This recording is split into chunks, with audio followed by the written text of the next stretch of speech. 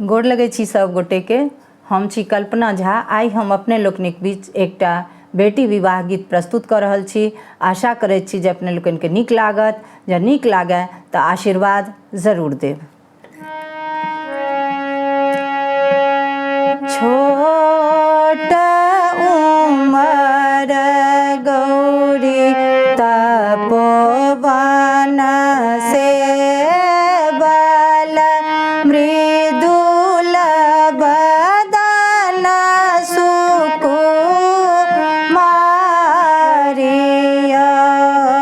छोट उमर गौरी तपोवन से बल मृदुल बदन सुकुमारिया।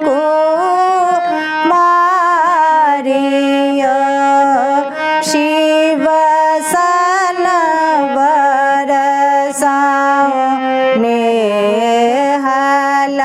लगाओल जो हलनी तपसी भिखारी। शिव सन वर संग नेह लगाओल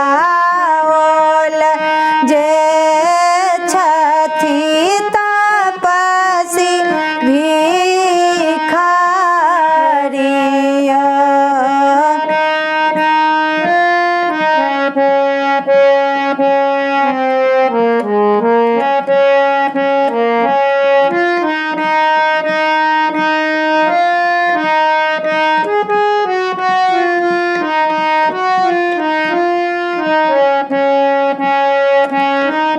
परिछन चलली मातो मनायन वर देखी खसली झमाइया। परिछन चलली माए मनायन वर देखी खसली झमाइया।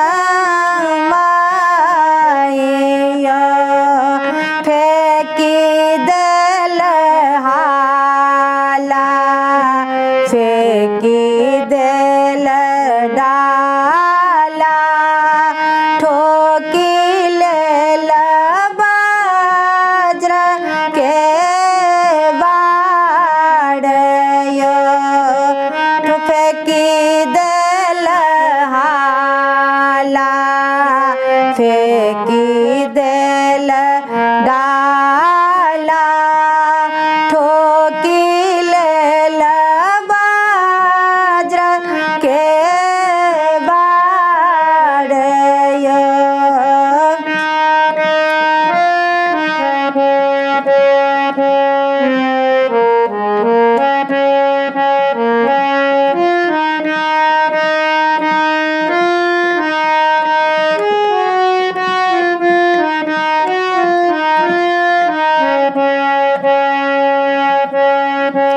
एहि बरसानहि गौरी